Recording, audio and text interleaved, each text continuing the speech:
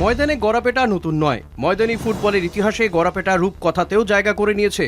গড়াপেটা কখনোই সমর্থনযোগ্য নয়। অতীতেও গড়াপেটা আটকাতে অনেক পদক্ষেপ নেওয়া হয়েছে, কিন্তু শত চেষ্টার পরেও ময়দানি ফুটবলে গড়াপেটা চিরন্তন থেকে গেছে আজও। তার সঙ্গে যুক্ত হয়েছে নতুন সংস্করণ বেটিং। কলকাতা ফুটবলে বেটিংয়ের রমরমা, এবং এই বেটিং রুখতে হুঁশিয়ারি ময়দান সাথীর, যার মূল লক্ষ্য স্ট্রাচি গ্রুপ এবং SSEN।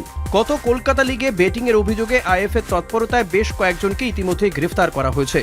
ওয়ারি বনাম ইউকেসি এবং খিদিরপুরের ম্যাচ গড়াপেটার জন্য যাদের গ্রেফতার করা হয়।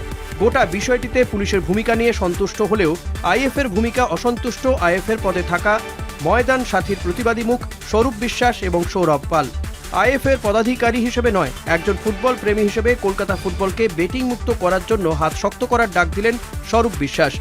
বেটিং নিয়ে আপাতত কোনো নতুন তথ্য না দিলেও আগামী 5 দিনের মধ্যে তা সর্বসমক্ষে আনবেন বলে জানালেন তিনি।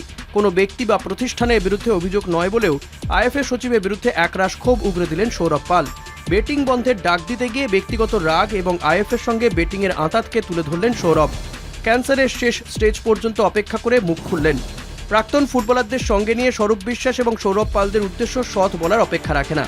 আইএফের অন্দরে বারবার প্রতিবাদ করেও কোনো ফল হয়নি বলে দাবি তাঁর। প্রশ্ন একটাই, সৌরভ পাল যখন জানতেনই ক্যান্সার ধরা পড়েছে, তখন শেষ স্টেজ পর্যন্ত অপেক্ষা করলেন কেন? যাই হোক, বাংলার ফুটবল বাঁচাতে এবং কলকাতা ফুটবলকে বেটিং মুক্ত করতে সকলের এগিয়ে আসা উচিত। কলকাতা টিভি।